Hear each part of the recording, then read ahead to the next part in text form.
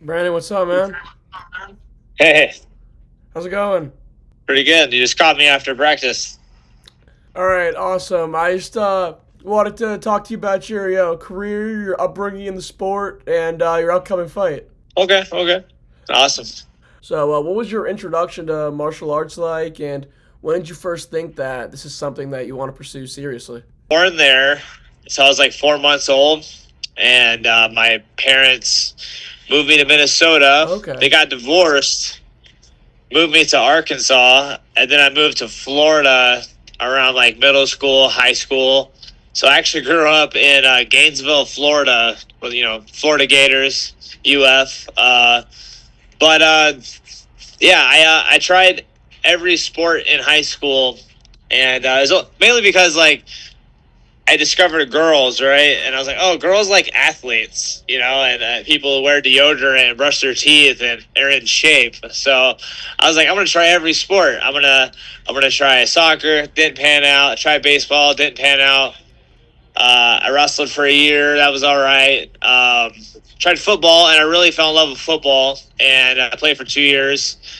Didn't go to college doing it, and then I found some videos in my dad's closet of him fighting, and I was like, I want to be like my dad and learn how to fight. And then I ended up going to like a dojo. It was like a very Master Ken dojo. It wasn't legit, It was just some guy in some fucking short, like some weird, like those parachute Yeah, pants. yeah. And it wasn't real at all. But I went there and I started learning how to fight, and then it kind of transformed into this. And I've fought in every show, and it's kind of crazy. But no, I didn't grow up like. If I would have grew up in Des Moines, Iowa, man, that would have been cool too. But because that's like the hotbed of MMA, like I believe Iowa was kind of the birthplace of MMA in the states, because they had like Pat Miletich, Robbie Lawler, Matt Hughes, Jens Pulver. Like the Iowa MMA fans are insane. But yeah, not where I grew up, but I love that place. Your ESPN and Tapology, so that's on my. Yeah, it's just where I was born. But they claim me there. They're like, oh, he's an Iowa boy. I'm like, I'm kind of an everywhere boy, to be honest. I grew up in Arkansas, Florida, and Minnesota more than any other place. Now living in Vegas, so Well, you've been all over the place. You tried wrestling, you tried football, you were in the dojo. Talk to me about that switch from just learning the basics to the regional and amateur scene. growing up in Florida fighting, like I turned 18. I want to say 3 days later, I had my first fight. Amateurs in Florida, you wear puffy gloves, which are like 8 ounces, and shin pads when you fight. So you can fight like 3 times a month, and that's what I did. I fought like 31 times as an amateur, and I fought my first three fights were it was like Friday, then it was next Saturday, then it was next Saturday again, and it's funny because like we train in puffy gloves, we train in shin pads, so that's what we used to fight in, and it was silly too, because you couldn't ground and pound on the ground. As soon as you took him down, it was a jiu-jitsu match. But on the feet, it was striking. So the rules kind of allowed you to fight more often and to get a lot of experience. So yeah, lots of fights in Florida for sure. So you record 31 fights with these more different rules than practical or not practical, but the bigger stages like the UFC. How does Yep. that experience switch into when you got to that professional stage where you were finally allowed to do those ground and pound finishes and work with your striking on the ground? It's funny because I used to fight in Alabama too. In Alabama, they had no commission. There was no blood work. There was no eye exam. There was no brain scan. You just showed up. It was the Wild West. Sometimes they didn't even have scales. Like literally, I'd show up and they're like, "You guys look about the same," and they'd have us fight. And it was really silly. I see one guy. He was like, "This guy's way bigger than me." Like, what do you mean? And the promoter came up and he grabbed both of them and lifted them up. I was like, yeah, you guys are about the same. You guys could fight each other. But that's how it was in Alabama. And up until 2012. And then uh, it's funny because I was just telling somebody the story. I was the last main event in Alabama with no sanctioning, and then the next year, 2012, Mhm. they went and they became more professional, and they started adding all the blood work and the physicals and stuff like that. And then I was the main event for their first show, so I was last unsanctioned, and then I was the first sanctioned. And as an amateur, when I fought there, you could elbow a knee to the head, and I won every one of my fights in Alabama because I could like really unload on people with elbows and knees and stuff. I was like, I'm way more violent in this rule set. I think I'm ready to go pro. So Florida, sometimes it kind of messed you up because you would drop somebody and then it's like you couldn't ground and pound them on the ground. You could just you drop them and then you have to go for a submission on the ground. You couldn't jump and headshot them. It was illegal. You couldn't punch to the head on the ground. It was silly. So there's a couple of fights where I had to knock the guy down and then I had to grapple him on the ground and then they would come back to life and grapple me. So yeah, it was silly because every time I went to Alabama, I'd brutally KO somebody. I was like, yeah, I'm ready to go pro, dude. I need these pro rules. I need the elbows. I need the knees of the head, you know? With these different rules in Florida, there's definitely an advantage in the experience with grappling wise because you're almost forced to do it when you knock someone down. Do you think that often, outcome where you have that guy on the ground, you have to grapple, translated into your pro career, building up your grappling and your just ground game overall? I don't know because I think the jiu-jitsu level in Florida was pretty high, to be honest. I mean, there weren't much for wrestling down there. Like if I would have grew up in Iowa, everybody freaking wrestles there. That's like a wrestling capital of the world right there. But yeah, I mean, I've never been a grappler. I've been mostly a striker. I got like I think 70% of my wins are by knockout. I only have 3 submissions ever, but I'm pretty good at getting out of submissions or standing back up or getting back to my feet. So yeah, I'm sure that kind of like really lended itself, growing up in that rule set, like, oh, I can't even do anything down here. Might as well stand back up. So yeah, it probably did translate into uh, my skill set.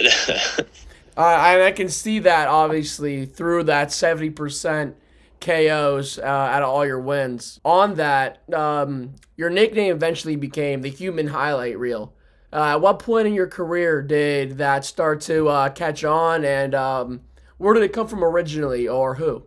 I was fighting in LFA. I had 6 LFA fights, and Josh Barnett was commentating one of my fights, and he said, "This kid's a human highlight reel. He'll hit you with anything." And that fight, I hit the kid with everything, and he was a zombie. And he just kept coming, but I hit him with a spinning elbow, a flying knee, a spinning hook kick, chopped his leg up. The kid just kept coming, but it is yeah, it's kind of like stuck the human highlight reel. Because I do like to throw lots of different, a huge variation of different strikes. So I have a.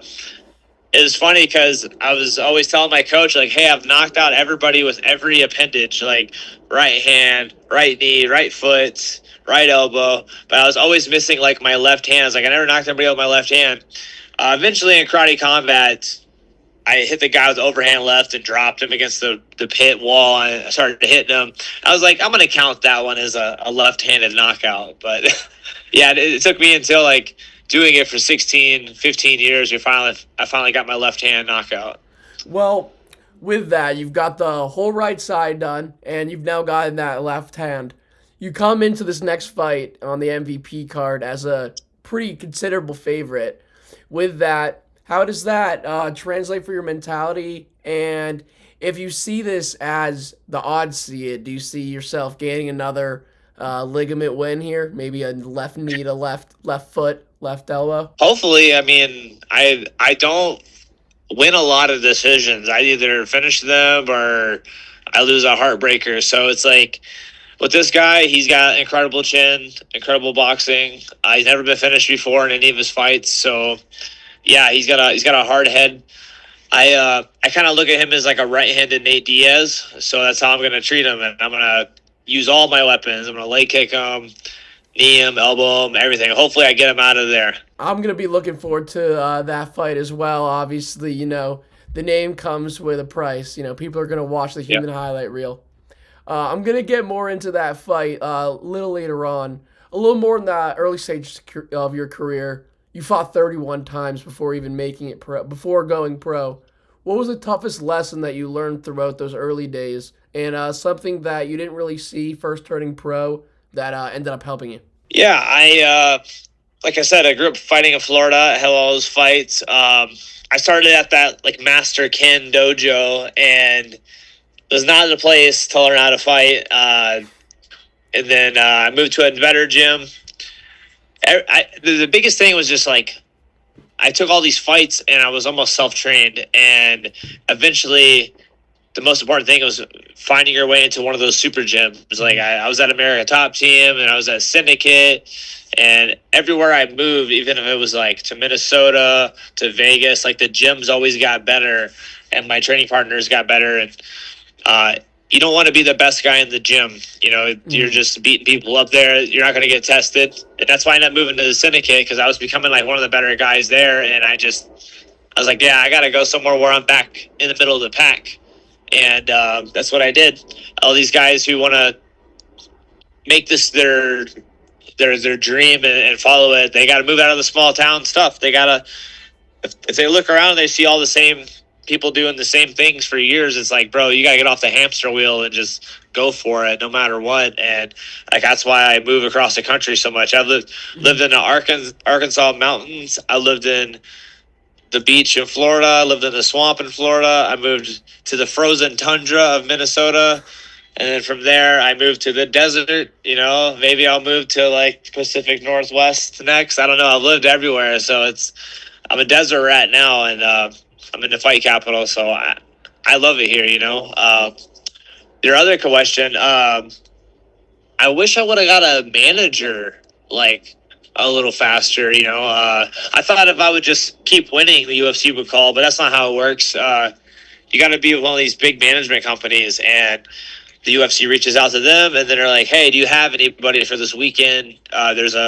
Somebody fell off, somebody got sick," and then they'll give them this paper, and if your name is not on that paper, then you're not getting in. They're not just going to reach out and talk to just anybody. Like I was 5-0 at one point, and ended up losing to a guy who was 13-4 my first fight, and he just kind of held me against the cage and foot stomps me the whole time. And I was like, "Fuck!" Now I'm 5-1. Couldn't get anybody to fight me, being 5-1. And I ended up went up to welterweight, lost a close one to another guy.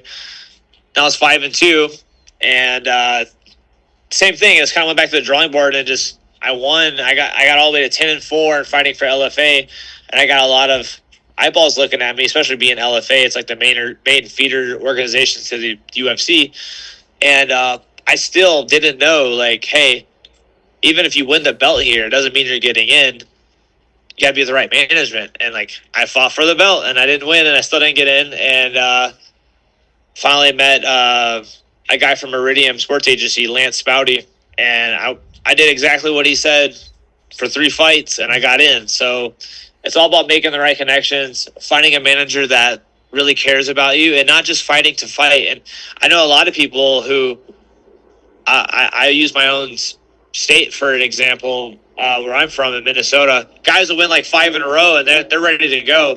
But instead of sitting on those wins and getting a good manager to represent them, let us keep fighting, because for some reason they think they have to keep fighting. And it's like, nah, bro. Like if you're 5-0, 7-0, like you should be looking at contenders, you know, stuff like that, or making the right moves. And they'll just keep fighting, and they'll ruin their own momentum, you know. And it's like, I didn't want to do that. I did that for a while, and it's like I would win a huge fight on LFA Fight of the Year 2017. I had for them. I had a finish for LFA 2. I needed a head knockout, and like it's like, bro, I could have got in at 10-4. I could have got in at 11-5 maybe, but instead I just kept fighting because I love fighting. And but at the same time, the reason I'm still fighting is because I love it, you know. And it's like, that's why I've got to do all these shows, and people like to see me fight. So you gotta love it, but you also sometimes have to be saved from yourself. And that's one thing my manager's done really good. He saved me from myself because I'll fight anybody, anytime, anywhere. But he's like, maybe not right now. Let's wait on that one. Let's do it a little bit later. And I'm like, all right, whatever you say, because you're usually the smart one. You're right most of the time, so I'm gonna listen to you. So you get the manager in Lance. You said, yeah, you will. You win those 3 fights, and you make you make it to the UFC. That's a dream for most fighters. What did that moment feel like, and did that experience match what you had imagined all those years? It's weird because I don't even look at the UFC as like that was the coolest thing I ever did. I actually probably did more cooler things afterwards, but uh, you know, and it kind of shows like most casual fans like I don't know if you agree with me or not, but I feel like we have like the worst fan base in the whole world. Yeah, What do you think? I Yeah, so it's like um, 2 weeks before that, I fought on PFL and I had a flying knee knockout, and it was on Sports Center. It was number one, like, and it got put everywhere, got millions of views, and it was number 1 out of 10, and it was cool because I used to watch Sports Center top 10 plays before going to school every morning. I would sit there and I'd watch like Tom Brady throw touchdowns, stuff like that, college football highlights, and like I remember I got the knockout, and the next morning I woke up hungover. I look at my phone, and it's like Brandon Jenkins flying knee knockout, and it's like I'm number one in Sports Center, and I was like, that's unreal because I used to do this as a kid, and now I'm on it, and that was surreal, right? And everyone wanted to be my friend. Everyone thought I was cool. I was celebrated for like 2 weeks, and then I went on vacation, for 2 weeks. Then go back to the gym, and I went back for 3 days. And then the UFC called me. They're like, hey, are you available? I was like, yeah, I'm available. But I just ate 2 burgers and a milkshake. Like, the timing is so weird, but you can't say no, right? You're like, I've always wanted to do this since I was like 14 years old. And so I went and did it. I ended up losing, but I was in. And, but then all the messages came in like, oh, you're a fucking bum. You're this, you're that. And it's like, I thought I was doing something kind of courageous. Like I came in on 2 days notice, and I made weight. My opponent did not make weight, and I took the fight anyways because I love fighting, and I thought it was cool. Everyone else thought I was fucking lame for doing it, I guess. But it's one of those things, right? Like you win, you're the coolest guy ever. You lose, you're fucking nobody. So, and then my next fight, they gave me a guy with like 10 UFC fights. I lost that one. They cut me. I was like, wow, okay, like. I wanted to do this since I was 14, and then it happens, and it's over within a year. And most people, my manager said, just quit after that. They just like hang them up. No one ever like. Usually, they get cut from the UFC. They hang around. Maybe they do 1, maybe 2, then they call it. And that was like 10 fights ago for me, and I freaking love it. And I just love fighting, but and doing all different sports. Like I beat up Gorion Silveski. I was a huge underdog, like 500, and I was plus 530, and I smoked him in 2 minutes. And I had like a huge, like bare knuckle following. People are like, bro, come fight for BKFC. Like you just destroyed our champion. Like you should come fight for us. And I was like, I got a lot of love from them from that. And then Karate Combat, I got a lot of love from those guys. Like wherever I go, it's cool. I get a lot of love from like the hardcore fan. Mm-hmm. Casuals only watch UFC, and if you don't find UFC, you're fucking nobody. So, but it just kind of showed me the levels of like fandom. Like mm-hmm. Oh, I fucking suck because I'm not in this show. Whatever, bro. You must not like fighting. You just like UFC. And that kind of showed me true colors of fans. And now I don't feed the trolls. I used to feed the trolls online. I used to be like, someone would say something mean about my buddy Patchy, and I'd be like, F you guys. And then, but those guys are just, guys are just being mean, and they're hiding behind their keyboards. So I don't know. You've seen the fans. They're mm-hmm. horrible. Yeah. I don't remember who exactly. It was on the last UFC card. I was DMing one of the fighters that had lost because he posted on his story all of these DMs, and it's just like every other word is a slur. You're the Yeah. worst, and it's just like I can definitely see how you switch to a program like Karate Combat or BKFC where the fandom is smaller and more intertwined. So you definitely get the love that you deserve there. Do you think that's Not something? a, not There's only well, I never fought BKFC, but I fought Game Bread, no, which is yeah, bare knuckle MMA, and no, dude, like every fan, like I had a fight of the night with Andrew Kwani. I broke my hand, uh, hurt my eye, got poked in the eye really bad. My vision was messed up, but I had a fight of the night. They gave me bonuses, and that promotion really does treat their fighters really well. That was probably the closest to uh, like UFC level when it comes to like the fandom. Like I had a fight of the night. They gave me bonus check. My next fight, I won a crazy fight. It was a 6'3" guy, and wherever I went in the Kia Center, which is where the Magic mm, play, huge arena. I was stopping to get drinks. I turn around, there'd be like a line of 20 people lined up to meet me. I'm like, this is so cool. But I mean, casual fans aren't gonna go to like bare knuckle MMA. mm, They're gonna go to the UFC or something like that. And these guys are hardcore and they love the blood and guts and they love fighters like me. And it was so cool just being a part of that. So like, if you want to ask me some of my favorite moments, probably winning my Game Bread, my second fight with that, and just the love and support I got at the Kia Center was crazy. When I fought the BKFC champion in Karate Combat in Vegas, and I was the 530 underdog. I smoked him in 2 minutes. I got a lot of love there. That was probably one of my favorite moments too.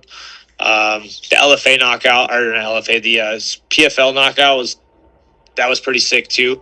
Yeah, like the UFC, it was really cool just to be a part of it and just say I did it. But like, you got to understand, like, if you're 30 and you get into the UFC, you have to make like a splash right then mm, and there, or you're just kind of holding up a roster spot for like a 23-year-old 10-0 guy. Like you get in at 30-year old.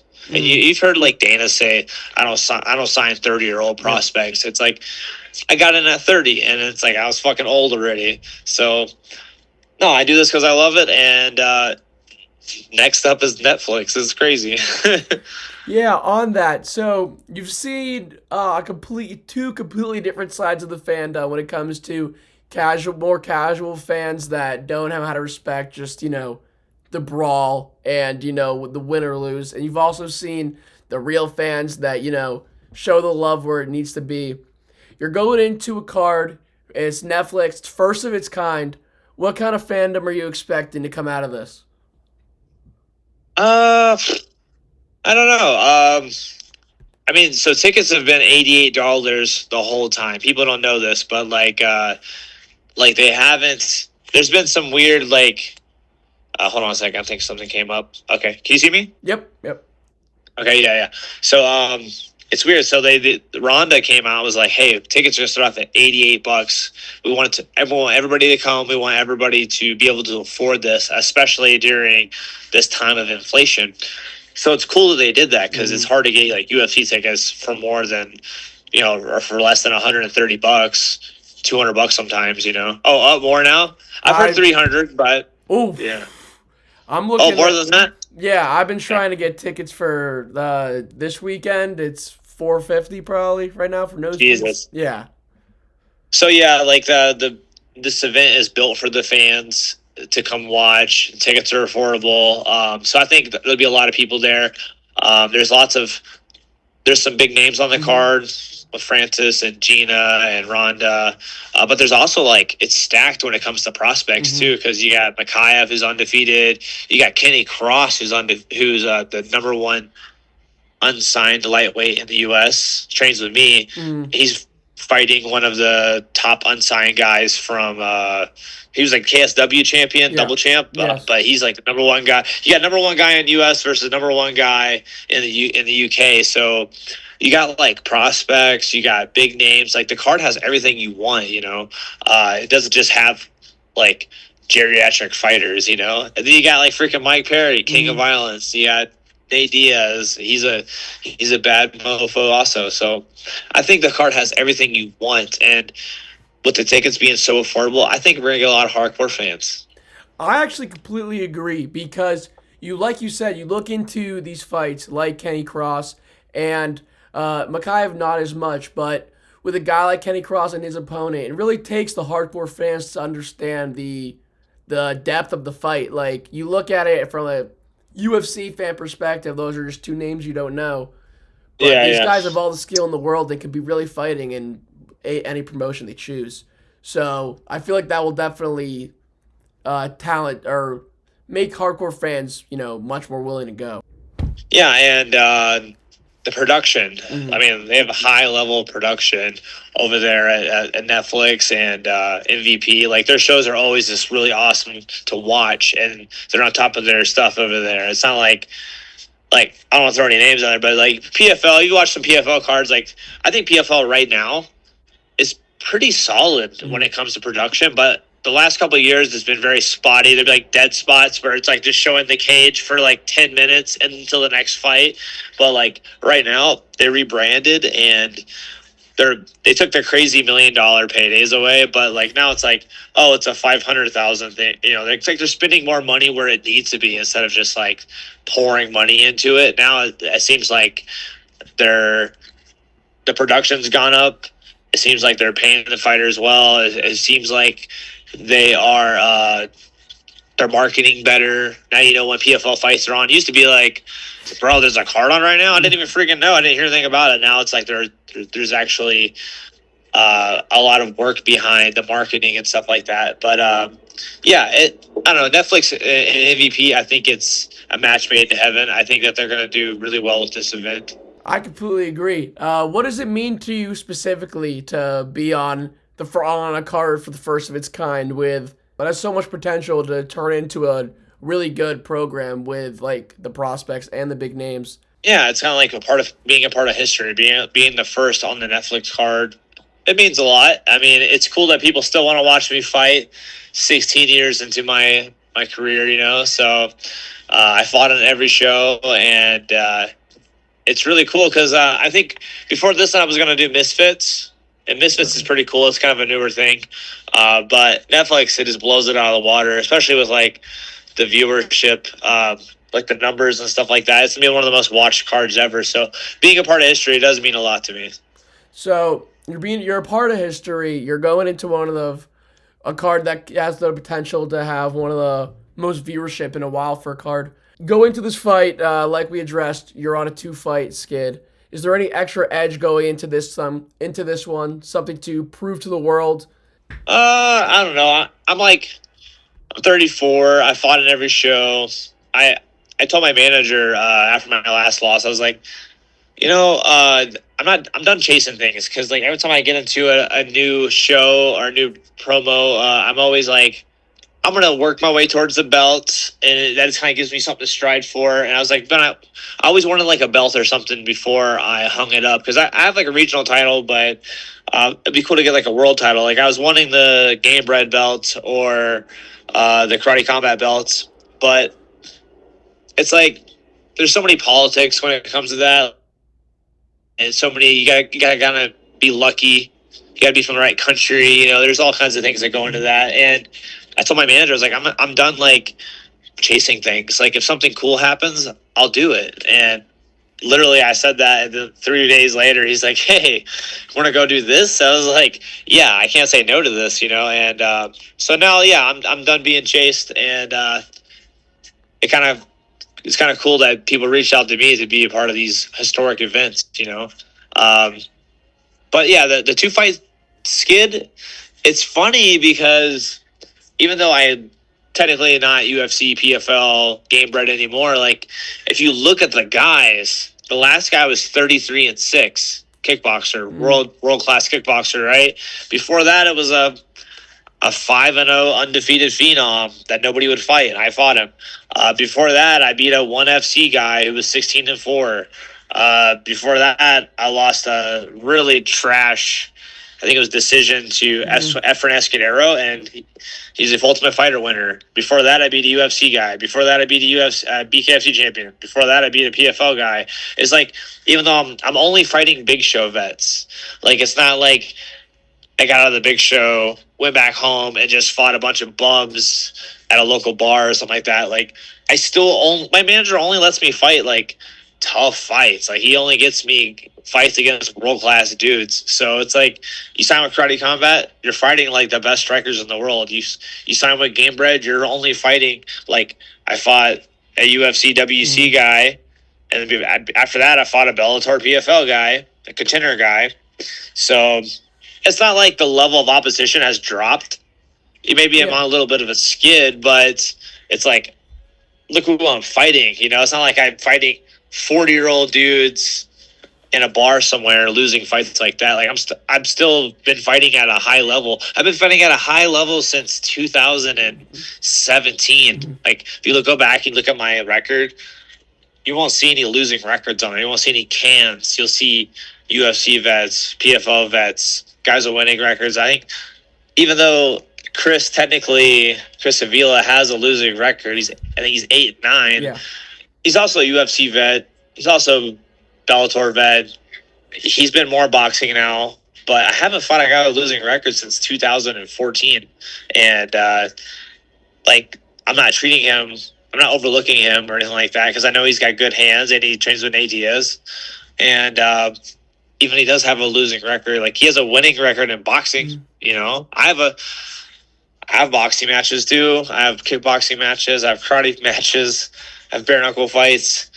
Like, this is just another fight for me. And but it's on Netflix and it means a lot. And I put everything I have into this camp. Like you said, you're not chasing anything. The opportunity of a lifetime shows up. You come into Yeah. this fight, like you said, it means a lot to you. What does the preparation look like, the camp? Yeah, I was gonna fight Dylan Dennis before this, and Really? yeah, I was coming down from like 194, and the fight was supposed to be at 175 for Misfits. Qatar ended up getting blown up by like Israel and the U.S., and they ended up scrapping the event. But before that, I was training for 6 weeks just to grapple, just fight this training with the Tank Abbott bros here at the UFC, and uh, I was expecting just a grappling fight, basically, but for a bunch of money, and it's Dylan Dennis. You can't say no to that. So yeah, it was like a full grappling camp. Then it got squashed. Now I'm fighting just a boxer, basically. So it's kind of, I got like a full camp out of it, though. You know what I'm saying? Like, well, literally, when one door closed, another one opened within a week. So I didn't really lose anything.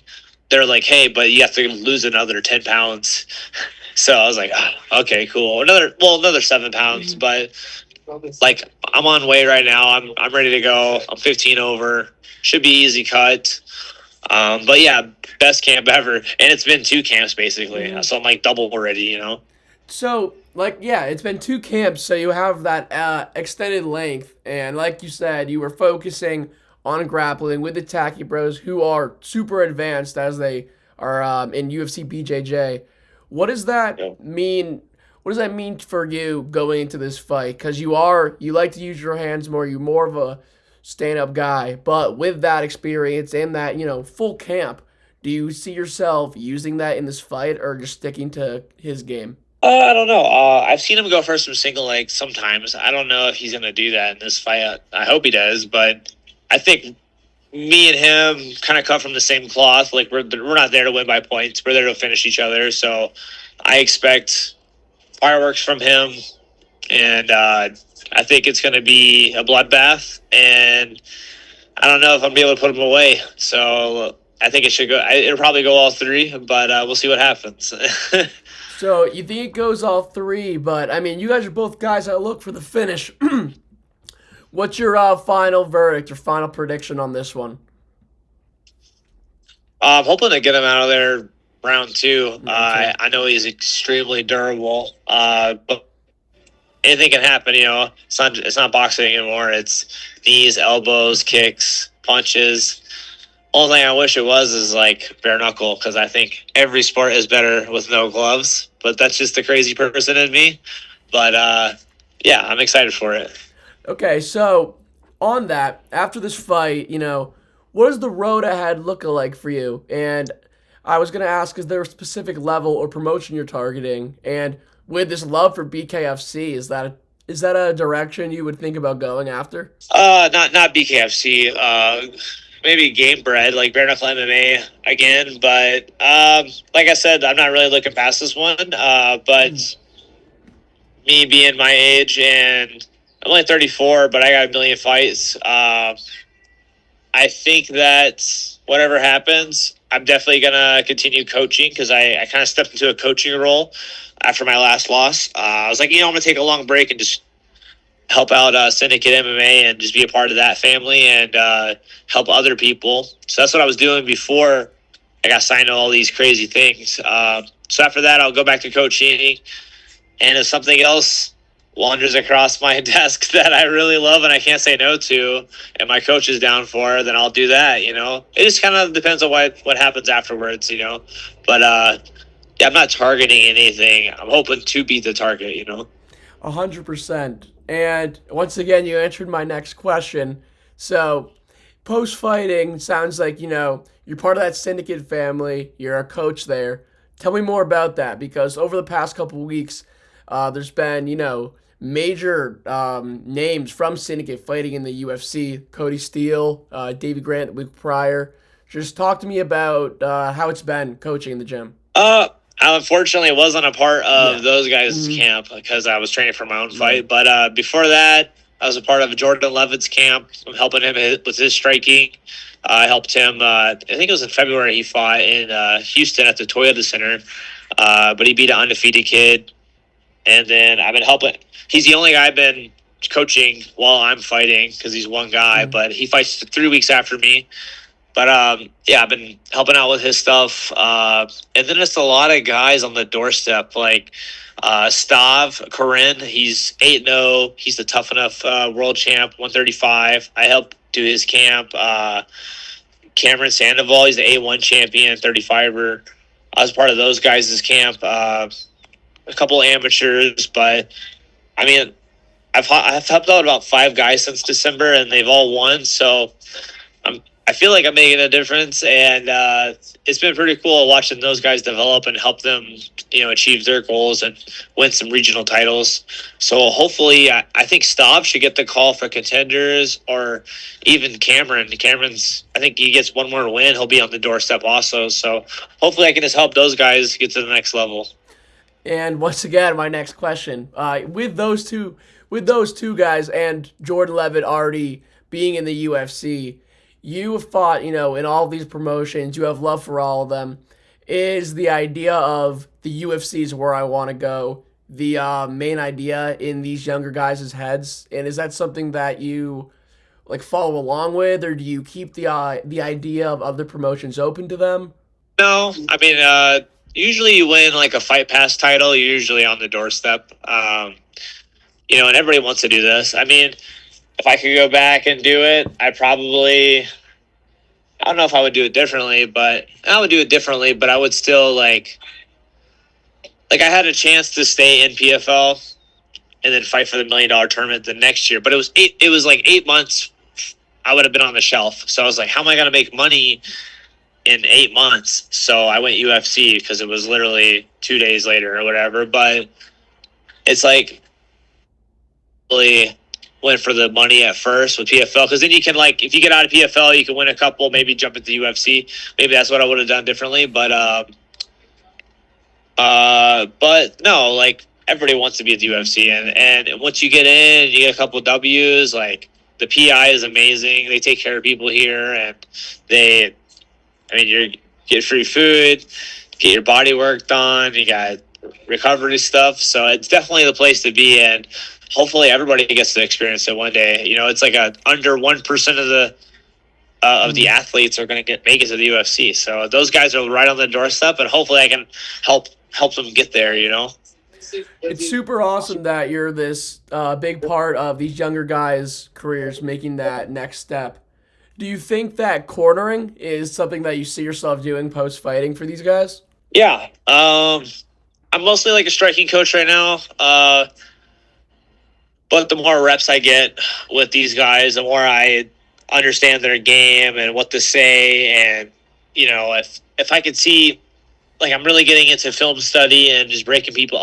I've been I watch film a lot, Mhm. even for my own fights. Just I'm like, oh, I can exploit this deficiency in the guy's striking or this guy's defense, and I kind of bring that to the table when it comes to like I've been cornering and like showing striking to a bunch of grapplers, like Jordan Levitt's a grappler, like Stav Corin's a grappler, Cameron's a grappler, and I'm just kind of helping their striking develop, and it works. It works. It's weird that all my guys are grapplers, and I'm helping them, and I'm a striking coach, but I'm a hardcore striker. So yeah, like the more reps I get, the better I'll be. I think I've cornered in the UFC. I think I've cornered Jordan how many times? At least 6 times, maybe. But Okay. yeah, I've cornered at every level now. That's honestly super. That's super cool. And for all these guys being grapplers and you being a striking coach, the part of getting to the next level is balancing out every part of your game. So I can definitely, even though it's funny that all of them are grapplers, it definitely is going to make a major difference in all of their careers.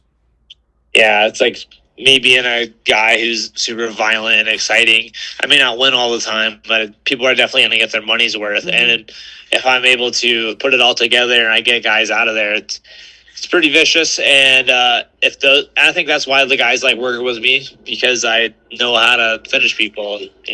So, I have one more question, and I just want to thank you for your time. Um, yeah. Finally, who's Brandon Jenkins outside of the cage? Besides training, besides when the gloves are off. Oh man, I kind of an adrenaline junkie. I'm not a homebody. I like scary movies. I like hiking. I like walking my Sphinx. I don't know if you see my cat. I have Um, not. yeah, if you go on my Instagram story now, you'll see him. He likes baths. He's weird. I was like soaking my feet last night, and he just hopped in, and he's just in the hot water. Like, have you ever seen a cat who likes water? It's No. crazy. But no, I like doing exciting things. Mountain climbing, stuff like that. Paintballing. I love driving fast. I'm such an adrenaline junkie. Like nothing matches fighting, but I try to get as close as I can to it. That's why I do all the different sports with boxing, kickboxing, bare knuckle, karate. So I don't, like a lot of fighters though, when they get done fighting, they're always like, "Oh, I'm gonna be a grappler and do like fight to win or like jujitsu." I'm like, "Oh, it's so boring. I'd rather just like do boxing or like like what are you gonna do when you're older?" I'm like, I don't know, I'll probably just fight, and they're like that's not retiring, that's just still fighting. I'm like, yeah, but like when you're not at a high level, but you still want to be Hmm. still want to be competing and stuff like that. Like, I'm not gonna go and pick up table tennis or pickleball. Like pickleball is huge right now. Yeah. I'm not really into it, but yeah, I'll put on the boxing gloves and box some old guys or something.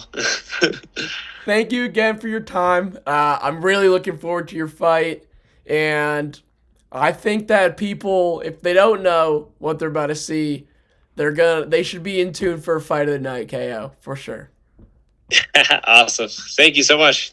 Thank you, man. That's all I have. Have a great rest of your day. And after that win, I'd love to talk about the performance and that next call that you're going to be bound to get. Awesome. Thank you so much for having me. Of course. Thanks, man. Have a great day.